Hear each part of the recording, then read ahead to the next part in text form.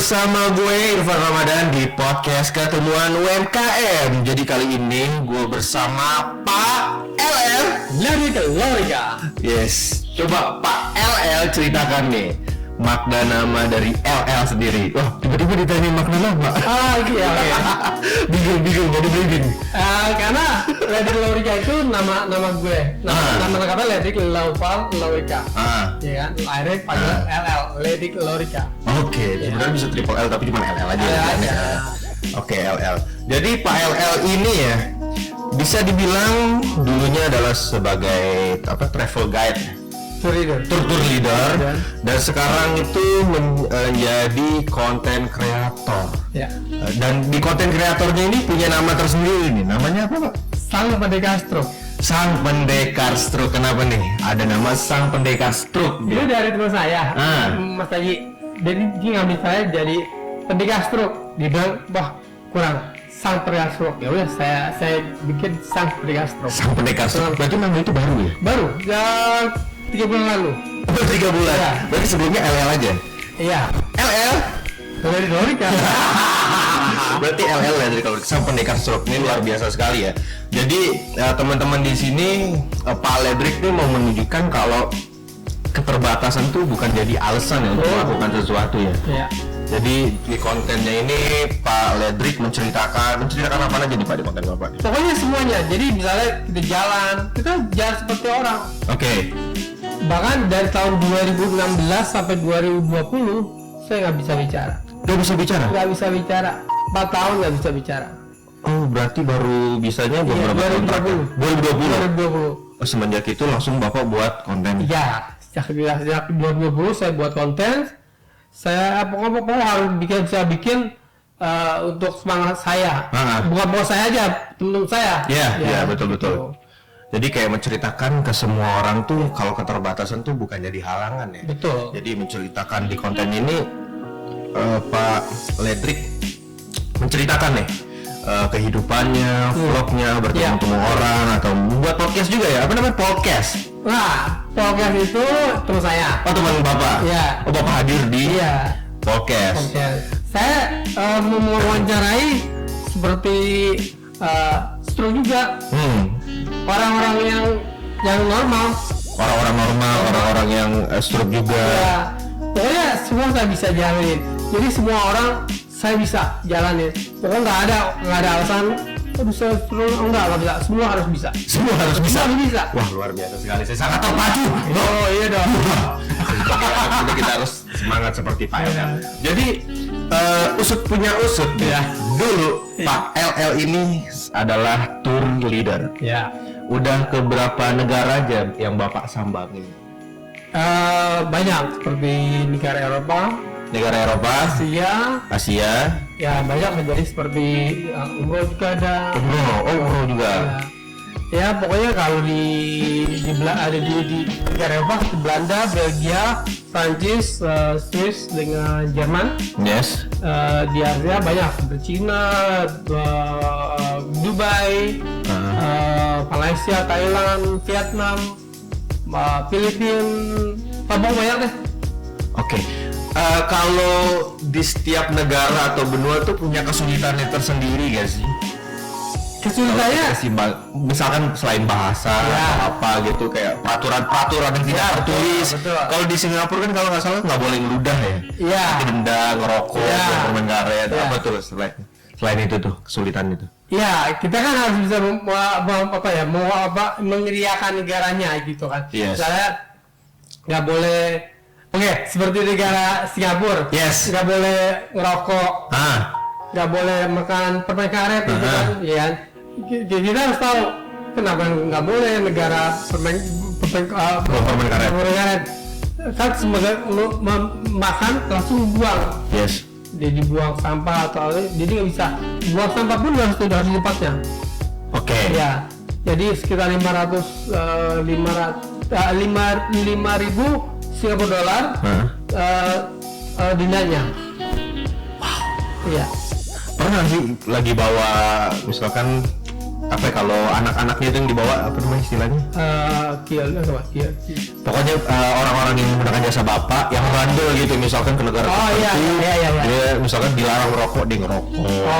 Atau dia ngapain, pernah tuh sering tuh. Ya pernah, cuman tapi pernah sampai didenda atau di gini, kita kan kita nggak ngomongin masalah segala itu. Dia bilang, Pak, kita sebaiknya di sini aja. Kita harus segalanya kita harus awasin. Paling kita 5 menit di sini aja. Lalu kita pergi, kita awasin sejak aman buat mereka gitu. Pokoknya awasin ya, jangan sampai terjadi hal yang tidak diinginkan di negara orang. Berarti kesulitannya kayak gitu ya, ngawasin orangnya ya. Bukan bawa orangnya ya. Ngawasin itu kan kayak kita ngawasin ujiannya kan banyak. Apalagi orang-orang gede gitu kan. Kita awasin mereka ya misalkan apa gitu. Nah, oke Pak, kalau boleh Bapak ceritain nih, negara apa nih yang Bapak paling suka selama Bapak menjadi tour leader? Kenapa gitu? Negara apa dan kenapa? Saya suka negara Swiss. Kenapa nggak Prancis, Italia, Inggris? Itu karena orang merasa negaranya seperti Prancis, Paris banyak banget seperti itu semakin biasa buat saya. Karena negara Swiss itu 365 hari sepanjang hari ada salju di atas. Jadi semuanya seperti dingin, beku, turun salju. Iya, itu kalau musim dingin. Ya kalau musim panas ya biasa, cuman terasa dingin. Kalau misalnya dingin itu minus 10 atau 15 derajat. Minus 10 derajat. Iya. Kalau musim dingin itu bisa minus 20 sampai 30. Beku dong. Iya. Karena memang dingin kan. Tapi berarti bener Swiss tuh seindah yang di Instagram. Iya betul. Bener gunung, sungai, hijau, tapi ada kereta jadul, itu kayak wilayah-wilayah. Tapi perbedaannya dengan Indonesia, wilayah pergunungan Indonesia gitu. Karena di sana ada seperti ada kastel sana. Kastel. Lalu kastel. Ada bekas kerajaan di sana. Iya. Sana jadi dulu awannya angsanya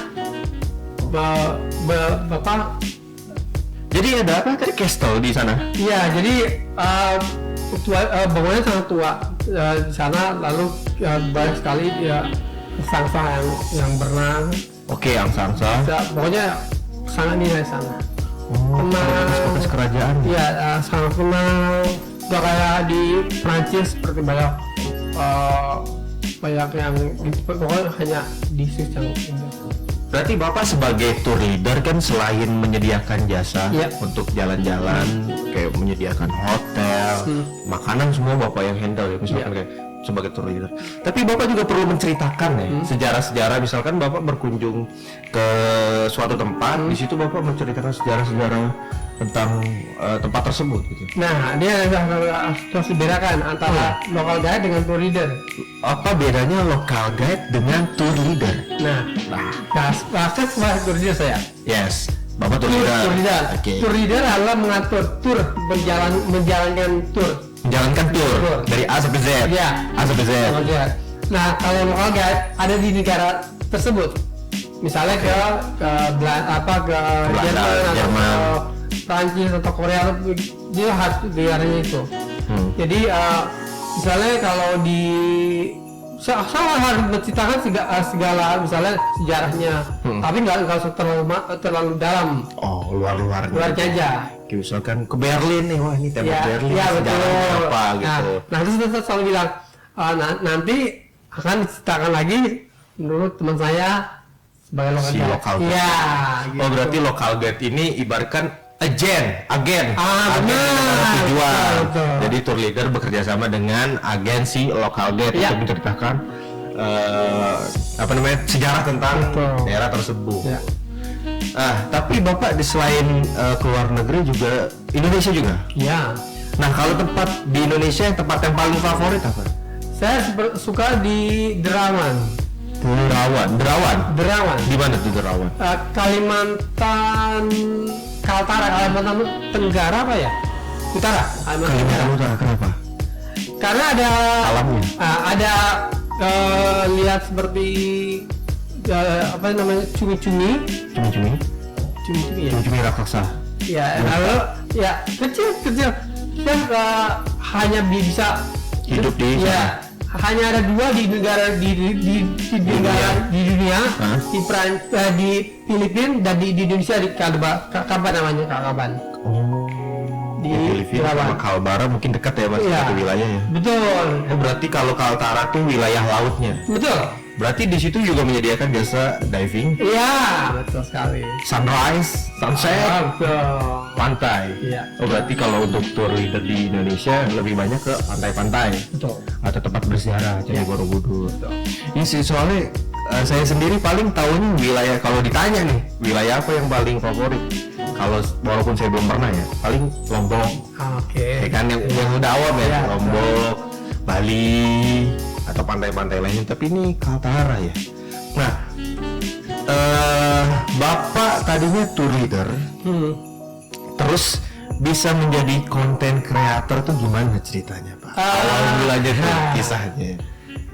Tour leader. Kan saya sebenarnya udah buat misalnya kayak di YouTube itu seperti perjalanan saya. Perjalanan. Okay. Tapi udah nggak diatur, maksudnya udah biarin aja gitu kan. Terus tahun 2016. Oh 2016 udah buat itu? Iya. Oke. Lalu enggak 2020 saya buka YouTube. Oke. Sebenarnya udah ada 2015 atau 2016 saya bikin. Cuman saya pikir wah saya harus gimana nih gitu kan. Kemudian saya ke YouTube sebagai content creator, sebagai semangat dalam hidup saya. Oh dalam semangat hidup. Oke. Kalau misalkan Bapak gak nyaman boleh nggak dijawab ya misalkan. Berarti sebelumnya Bapak terkena stroke dari tahun 2016 itu masih sebagai tour leader. Ya. Pas sakit udah gak jadi tour leader lagi, terus beralih ke content creator. Iya. Tapi saya beralih juga sebagai content creator dan sebagai guide juga Pak. Oh masih guide juga sampai sekarang? Baru kemarin Senin saya ke Peak itu Bunda Suci, ke Kuil Suci. Yang kota-kota Cina gitu. Iya betul. Berarti masih itu ya? Iya. Nah, pandemi itu mempengaruhi nggak sih perjalanan? Banyak banget. Kayaknya banyak orang tuh yang balas dendam ya. Iya. Kemarin kan PPKM nggak bisa kemana-mana. Sekarang pas dibuka langsung Iya. Tapi kan Bapak juga ada podcast yang sebelumnya kalau orang travel itu ya, tentang apa, ketua asosiasi travel ya. Nah, bagaimana mereka atau Bapak nih sebagai tour leader dulunya kan, bagaimana cara survive di ketika pandemi kemarin? Gimana cara menutupinya atau menyiasati? Banyak teman-teman saya yang beralih profesi, lalu sebagai online lah, jadi misalnya jualan inilah, jualan itulah. Jadi dia kayak saya waktu itu jualan pempek, terus jualan banyak lah saya jualan. Jadi sengaja saya untuk menghidupi diri. Oke. Gitu. Oh berarti sebagian beralih profesi saja. Iya, sejenak aja. Kembali lagi kan, jalan-jalan, kembali udah rame lagi. Apalagi sekarang programnya Pak Sandiaga Uno kan. Iya betul. Wilayah-wilayah yang kadang belum disambangi kan. Jadi nggak cuma Bali, Lombok, tapi banyak negara Indonesia yang masih bagus loh. Banyak banget. Contohnya yang tadi tuh Kaltara, ada cumi-cumi yang khusus. Cuma yang hidupnya cuma ada 2 tempat di dunia, Indonesia dan Filipina. Betul. Itu cumi-cuminya kan bisa nyala. Enggak, dia bisa begini di tangan kita. Kayak ubur-ubur. Iya. Jinak. Oh iya, sorry, ubur-ubur. Oh, ubur-ubur nggak ini ya, nggak nyentrum gitu. Iya. Jadi pokoknya kita tingginya aja. Oke, saya pernah dengar yang di danau itu ya. Iya. Ubur air tawar ya. Kakalaban. Oh, bubur air tawar. Iya. Iya, air payang. Iya. Oh iya, oh di Kalimantan. Iya. Luar biasa sekali. Berarti nih, kedepannya Bapak mau buat konten apa lagi nih? Sebagai konten kreator ya kan? Udah 2 juta subscriber. Gila. Jadi 1000 gila. 1000. Gini, saya pengen teman-teman saya, teman-teman stroke itu nggak ada Alasan. nggak ada alasan untuk berkaya. Misalnya di rumah aja gitu, oke, nggak apa-apa. Tapi kita harus berkaya juga, misalnya bekerja atau saya gini, tangan kagak bisa kan? Yes. Saya bisa ngapain aja. Benar. Jadi kayak waktu itu 2016 sampai 2020 sampai nggak bisa ngomong, 2020 baru bisa ngomong. Saya pikir, wah, saya harus bisa bekerja untuk keluarga juga. Jadi ya misalnya cari penghasilan inilah itu, mau ngomongin apa penghasilan itu, aduh, sedih ya maksudnya. Dari drop dari ini, jadi ya enggak, ya udah ya biarin aja, kita harus bangkit, semangat gitu. Gimana cara Bapak bangkit dari masa-masa sulit itu? Apa tuh yang membuat Bapak bangkit dan percaya suatu saat saya akan menjadi YouTuber terkenal? Ya pokoknya kita harus semangat diri, menyemangatin diri semuanya. Semoga bisa jalan semua, lalu ya gitu aja pokoknya. Oke, jalanin, Iya. yakin. Iya. Nah, saya tuh selalu suka menanyakan mimpi kecil ke betul. orang-orang ya. Kayak saya sendiri punya mimpi kecil dan yang saya pengen usahakan saya kerjakan. Nah, Bapak sendiri punya nggak sih mimpi kecil, mimpi yang dari kecil yang sampai sekarang mungkin udah terrealisasikan atau pernah nggak sih kepikiran pas kecil, wah di suatu saat gue bakal keliling negara Eropa gitu, bawa orang-orang. Dan waktu dulu kelas 3 SD, saya banget 3 SD itu sekitar 83 tahun 1983. Wow. Ya, di Indonesia tuh hanya Bali dan Indonesia. Bali dan Indonesia. Jadi Bali dan Indonesia. Dan Bali itu negara apa? Oh, banyak orang nggak tahu tentang Bali itu negara Indonesia. Orang tahu Bali. Ya kalau boleh ditanya, tahu Indonesia nggak tahu. Kalau tahu Bali tahu. Ya betul. Langsung saya pikir gini, di negara-negara SMP SD itu pada bilang saya mau jadi presiden, saya mau jadi menteri, saya mau jadi apalah gitu. Saya sedih dia bilang saya mau jadi guide. Dan di SD tahun 83 udah kepikiran jadi guide. Iya. Itu kenapa? Contohnya dari lihat Bali itu? Iya, saya suka Bali waktu itu. Lahir di Bali atau? Enggak, saya suka Bali aja. Suka di Bali, suka Bali aja. Pokoknya memang saya nih bikin tawa ya teman-teman saya. Apaan sih lo? Nggak cuma negara apa sih negara cuma negara apa? Cuma negara Bali apa? Iya. Ngapain sih lo? Iya. Apa sih gitu? Aduh, apaan sih? Mau apa menjadi guide itu? Pokoknya saya mau jadi guide nanti kalau saya udah besar. Itu tercapai, alhamdulillah. Alhamdulillah tercapai. Berarti dari tahun berapa tadi kan? Tahun 98. 98, saya baru lahir. Iya, gimana? Saya 98. Oh, 24 tahun. Wow, dari 98 udah jadi guide. Udah ke berapa negara aja Bapak? Udah banyak negara ya? Semuanya Eropa, Amerika, Asia. Wah, Amerika belum. Oh, Amerika belum. Jadi mimpi itu terwujud ya? Iya dong. Sekarang ya? Iya. Luar biasa ya.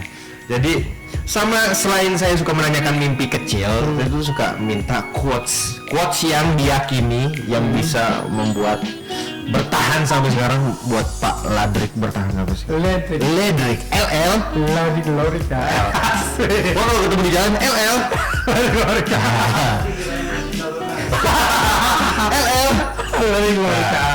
quotes apa nih dari Pak LL nih untuk masyarakat yang Bapak yakini mungkin bisa menginspirasi masyarakat Pena Enterprise?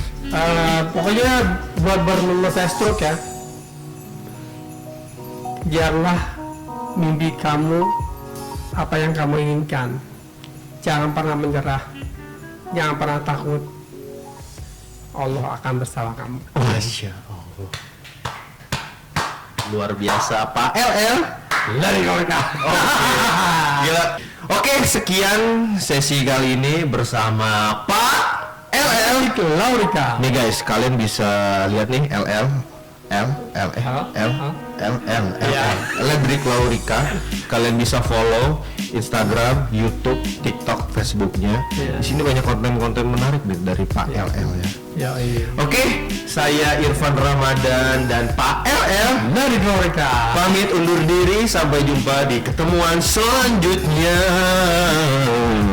Assalamualaikum warahmatullahi wabarakatuh.